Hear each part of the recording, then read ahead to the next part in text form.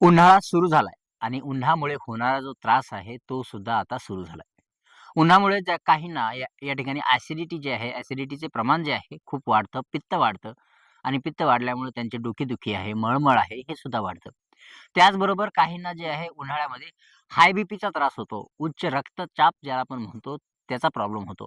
आता high BP आहे किंवा ॲसिडिटी आहे, मळमळ आहे, या ठिकाणी जे काही उन्हामुळे जे त्रास होतात, जसं की सतत पाणी पिण्याची म्हणजे सतत तहान जी लागते, तो सुद्धा एक प्रॉब्लेम असू शकतो. तर हे जे प्रॉब्लेम्स आहेत, या ठिकाणी कसे आपण या प्रॉब्लेमचं सोल्युशन काढू शकतो किंवा ह्या प्रॉब्लेमवरती काय सोल्युशन आहे?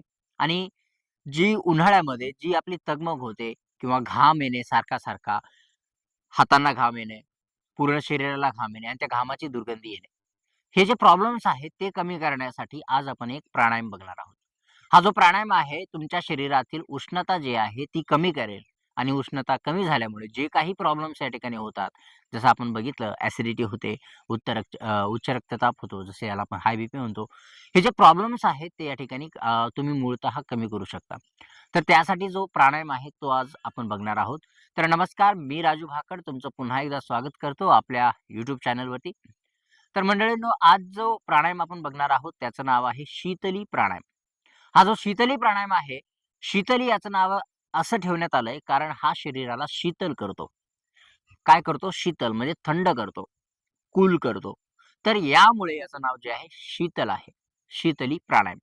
हा जो शीतली प्राणायाम आहे, शरीराला थंड करतो आणि जी इंटरनल उष्णता आहे, जी शरीराची आतून जी उष्णता वाढते, वाढत्या उन्हामुळे, वाढत्या गरमीमुळे ती उष्णता कमी करतो. आणि हा जो प्राणायाम आहे, जसं की ज्यांना हाय बीपीचा त्रास आहे, त्यांच्यासाठी खूप फायदेशीर आहे. ज्यांना जसं की टेन्शन असतं, स्ट्रेस आहे किंवा ज्यांना डिप्रेशन मधून जातायत किंवा खूप या ठिकाणी विचार ज्यांना खूप जास्त येतात, थॉट्स जास्त येतात, रात्री झोप येत नाहीये, त्यांच्यासाठी हा जो प्राणायाम आहे खूप छान आहे आणि खूप फायदेशीर आहे या ठिकाणी. ज्यांना एन्झायटी आहे, ज्यांना अ, जर बघितलं ऑफिसचा जो वर्क आहे, वर्कलोड ज्याला आपण म्हणतो, ते खूप जास्त आहे आणि ऑफिसच्या ताणतणावामुळे ज्या ठिकाणी झोप येत नसेल, त्याचबरोबर यामुळे जे आहे हाय बीपी होत असेल, तर त्यावरती जे हा जो प्राणायाम आहे रामबाण आहे.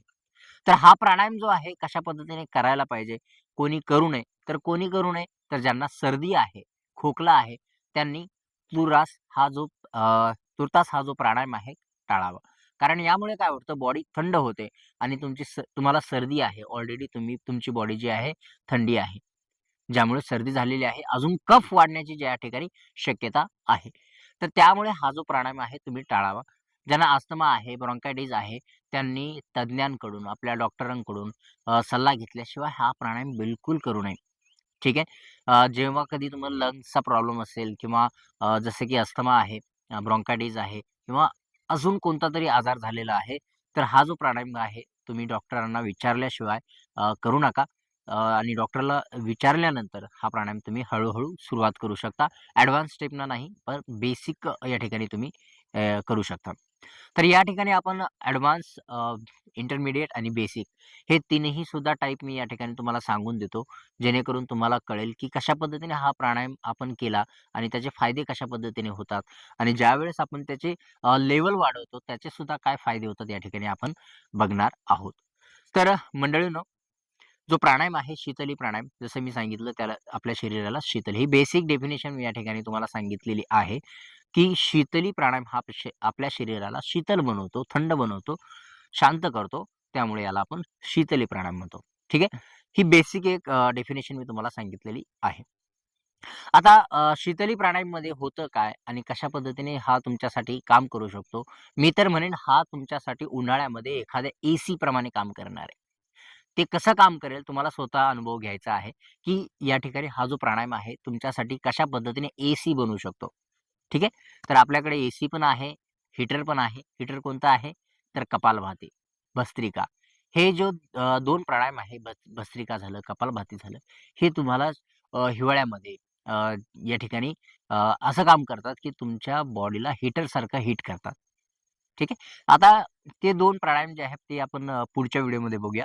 आज आपण बघतोय शीतली प्राणायाम. तर शीतली प्राणायामसाठी जे आहे बाकीच्या प्राणायामप्रमाणेच आपण एका चांगल्या स्थितीमध्ये बसणार आहोत, ज्या स्थितीमध्ये तुमची पाठ वाकलेली नसेल, पाठ सरळ असेल. ज्या ठिकाणी तुमची मान खाली नसेल, आपली हनवटी पॅरलल असेल, समांतर असेल.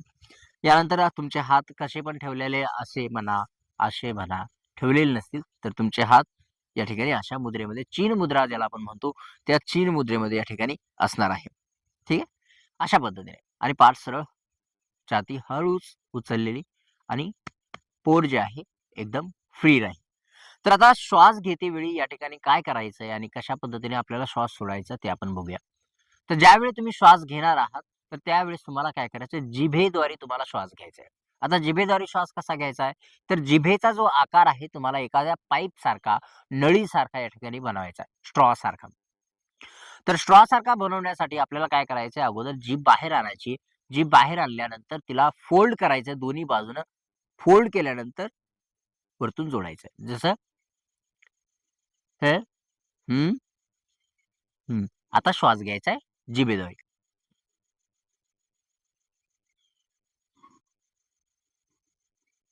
आणि सोडायचा.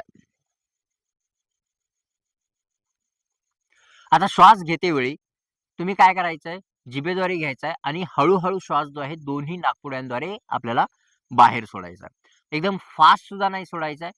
आपल्याला एकदम हळू सोडायचा आहे. जसं जर तुम्ही श्वास घेण्यासाठी 4 सेकंद लावत असाल, तर श्वास सोडण्यासाठी 4 किंवा त्याच्या दुप्पट 8 सेकंद या ठिकाणी लावण्याचा प्रयत्न करा किंवा लावू शकता. तर हे झालं बेसिक प्राणायाम या ठिकाणी तुम्ही इन्हेल करायचं आणि एक्सेल करायचं. पुन्हा एकदा सांगतो, श्वास घेतेवेळी तुम्हाला स्ट्रॉ बनवायचा आहे.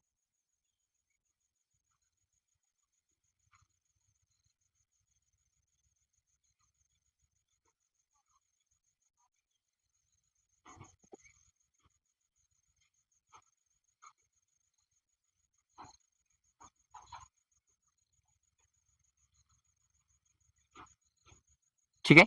तर अशा पद्धतीने तुम्हाला श्वास घ्यायचा आणि श्वास सोडायचा आहे. आता यामध्ये काय करायचं, ज्यावेळेस तुम्ही श्वास सोडताय त्यावेळेस हळूच पोट जे आहे हलकसं आतमध्ये घ्यायचं. आता पोट जे आहे आतमध्ये घेतल्यानंतर काय होईल, पूर्णतः तुम्ही एक्झेल कराल आणि पूर्णतः श्वास बाहेर टाकाल. ठीक आहे. आता या ठिकाणी जे आहे जर तुम्हाला स्ट्रॉ बनवता येत नसेल जिभेचा, तर तुम्ही काय करायचंय, की जीभ जर अशी होत नसेल, तर त्यावरती काय करायचंय, जीभ बाहेर काढायची, त्याच्यावरती पेन ठेवायचा आहे, पेन्सिल ठेवायची आणि पेन किंवा पेन्सिलला पकडण्याचा प्रयत्न करायचा. एकदा का सवय झाली, तर त्या ठिकाणी तुम्ही अशा पद्धतीने स्ट्रक्चर जे आहे बनवून त्या ठिकाणी श्वास घेऊ शकता. आता जर त्यानेही होत नसेल आणि तुम्हाला हा जो प्राणायाम आहे, हा करायचा आहे किंवा या ठिकाणी दुसरं जे व्हेरिएशन आहे ह्याच प्राणायामाचं, ते म्हणजे शीतकारी प्राणायाम. तर शीतकारी प्राणायाम जो आहे तो कशा पद्धतीने करायचा आहे, याचं जो दुसरं व्हेरिएशन आहे, त्यासाठी काय करायचं, आपल्याला दातांवरती दात ठेवायचे आणि खालच्या दातांच्या बुडाला त्या ठिकाणी जिभेचा शेंडा लावायचा आणि दातावरती दात ठेवायचे आणि श्वास घ्यायचा दातांच्या थ्रू.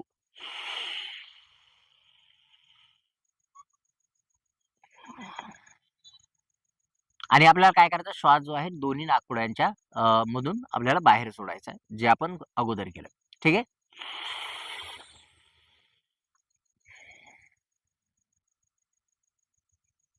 आता या ठिकाणी श्वास घेणे, श्वास सोडणे ही प्रक्रिया जी आहे आपण कंटिन्यू ठेवायची आहे. जर श्वास तुम्ही 4 सेकंद घेत असाल, ज्याप्रमाणे अगोदर सांगितलं, 8 सेकंद सोडण्याचा प्रयत्न करायचा आहे. त्यानंतर जर हे शक्य नसेल, तर 4 सेकंद घेणे आणि 4 सेकंद सोडणे हा जो क्रम आहे, हा ठेवला तरी पुरेसा आहे. पण यामध्ये काय होईल, की जर तुम्हाला थोडंसं ॲडव्हान्स करायचं असेल, तर काय करायचंय, तर श्वास घ्यायचा आहे, श्वास थांबवायचा आहे आणि श्वास सोडायचा आहे. या 3 प्रक्रिया या ठिकाणी करू शकता. ठीक आहे. श्वास घेणे 4 सेकंद, होल्ड करणे 4 सेकंद आणि सोडणे 8 सेकंद. हळू तुमचा टायमिंग जो आहे या ठिकाणी तुम्ही वाढवू शकता. श्वास घेणे 4 सेकंद, होल्ड करणे 8 सेकंद आणि सोडणे 8 सेकंद. अशा पद्धतीने जो टायमिंग आहे होल्ड करणे आणि सोडणे, याचा टायमिंग हळू वाढवण्याचा प्रयत्न करायचा या ठिकाणी. ठीक आहे. आणि इन्हेलचा टाईम सुद्धा तुमचा हळू वाढणारच आहे. ठीक आहे. ओके. तर यानंतर जे ॲडव्हान्स आहे, अजून ॲडव्हान्स जर करायचा असेल, तर श्वास घेणे, होल्ड करणे, सोडणे, होल्ड करणे आणि घेणे. ठीक आहे. आपण या ठिकाणी 2दा होल्ड करणार आहोत. जर ॲडव्हान्स जर करत असाल, तर 2 वेळा होल्ड करायचं आहे. इंटरमिडिएट असेल तर या ठिकाणी एकदा होल्ड करायचं आहे आणि बेसिक जर करत असाल होल्ड करायची गरज अजिबात नाही. होल्ड करताना लक्षात ठेवायचं की होल्ड करणे म्हणजे तुम्ही असं नाहीये की तुम्ही खूप मोठे लाइक प्रॅक्टिशनर झालात असं नाहीये. तुमच्या शरीराच्या कॅपॅसिटीनुसार या ठिकाणी तुम्ही हे जो प्राणायाम आहे तो करायचा आहे. कारण प्राणायाम जो असा आहे, यामध्ये आपली प्राणशक्ती इन्व्हॉल्व असते आणि प्राणशक्तीसोबत खेळायचं नाही. ठीक आहे. ती आपल्या शरीराला चालवत असते. त्यामुळे जसं की आपण विजेला हात लावत नाही, वाहत्या पाण्याला जास्त झटत नाही किंवा वाहणारा जो वारा आहे, जोरात जर वारा आला तर आपण आडोसा शोधतो. त्याचप्रमाणे जे आहे आपल्या शरीरामध्ये हा जो प्राण आहे, प्राणवायू जो आहे, तो आपल्या शरीराला चालवत आहे. त्यामुळे त्याच्यासोबत जबरदस्ती करायची नाही. ठीक आहे. तर या ठिकाणी त्याचप्रमाणे हा जो श्वास घेणे आहे, होल्ड करणे आहे, सोडणे आहे किंवा होल्ड करणे आहे, ही जी क्रिया आहे या 4 स्टेपमध्ये करू शकता, 3 स्टेपमध्ये करू शकता किंवा 2 स्टेपमध्ये या ठिकाणी करू शकता.